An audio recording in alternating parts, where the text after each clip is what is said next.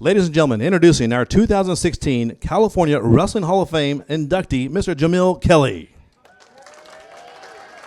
His presenter is his high school coach, Mr. Paul Bristow.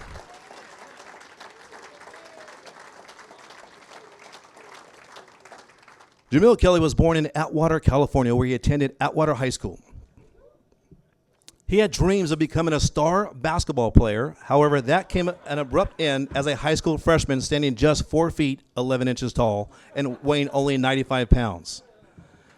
Jamil figured his chances of making the high school basketball team were not the best. Then his freshman football coach approached him with a suggestion. "You should try out for wrestling," the coach said, so Jamil gave it a shot. During Jamil's senior year, he placed 4th in the state wrestling tournament, and he was a cadet All-American. Jamil moved to Lassen, California Community College for 1 year. He caught the attention of NC2A Division I recruiters by placing 2nd in Esquire Nationals and 2nd at the National JUCO Championships. After Lassen, he then transferred to perennial power Oklahoma State. He was a 3-year starter, team captain, and Big 12 runner-up for the Cowboys. He reached the round of 12 at the NC2A tournament but fell short of being an All-American. In 2001, Jamil was the university champion and Pan Am silver medalist. Though he never won a state high school tournament or a national title in college, Kelly did win the 2004 USA Nationals and the USA Olympic trials at 66 kilos to represent the U.S. in Athens. He was also a national team member and a 2-time world team member. And to think, just over a decade ago, Jamil walked onto the mat for a gold medal wrestling match at the 2004 Olympic Games in Greece. After winning both pool matches 3-0, he defeated eventual bronze medalist Mahak of Russia in the semifinal. Maybe Jamil can help me out with that. In that gold medal match, Jamil faced 3-time world champion Elbrus Tataviv of Ukraine. Tataviv would win the gold, leaving Jamil Kelly with the silver. Jamil is quoted after his gold medal match.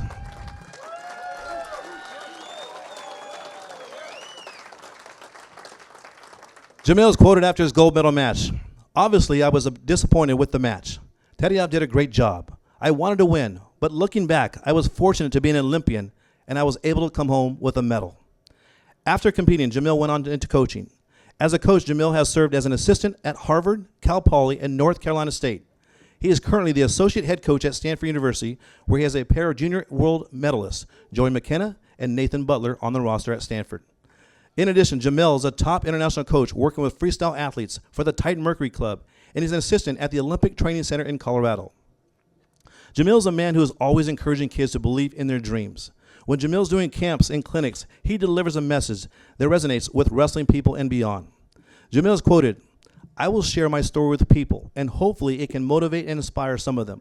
When I explain my story to them, they can see that anything is possible. You can achieve things maybe even you thought were even beyond you. That's what happened to me. If you believe in your dreams and you look hard, you never know what great things, and you work hard, you never know what great things that you might accomplish in your life." Ladies and gentlemen, inducted into the 2016 California Wrestling Hall of Fame, Mr. Jamil Kelly. I didn't want to go first. First off, I'd like to say thank you to the California Wrestling Hall of Fame and board members. I want to say congratulations to all the other inductees being honored tonight. It's such a privilege to be honored with this group. I'd like to thank all my family and friends that were able to make it here and support me today. It's really just truly an honor to have you guys here, and I appreciate it. When I started my wrestling career, I never dreamed or imagined it would lead me to where I am today. Starting wrestling in high school, finishing 4th at state my senior year, and never being an All-American in college is not the resume that would land someone in this position. Fortunately for me, the people around me throughout my career gave me the encouragement, support, and mindset to continue competing and achieving something no one probably expected, including myself, which was making an Olympic team and coming home with a medal. When I found out about my induction, I looked back at my journey and realized how fortunate I was to be surrounded by the right people at the right time throughout my career. Starting with that, my older cousin Marlon, who first introduced me to the sport of wrestling while in junior high.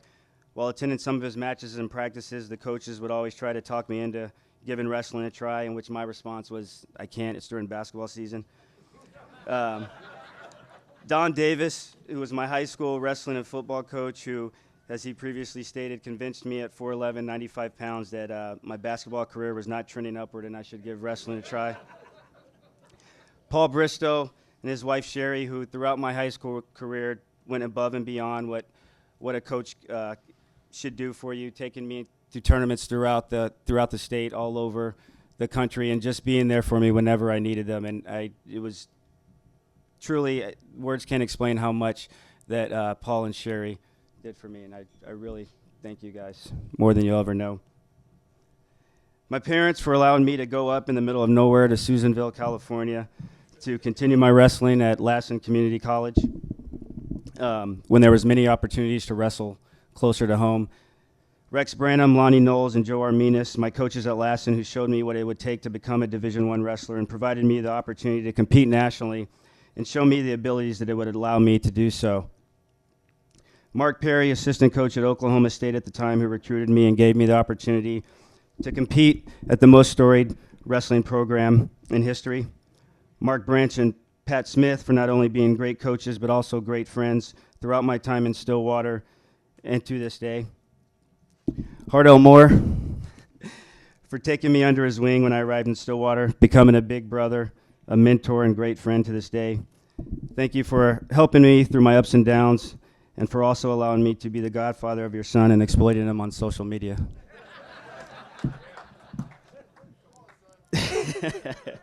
To all my teammates in college who through various ways all had an impact on me and my career, three of which who are here today, Daniel Cormier, Mark Munoz, and Hardell Moore.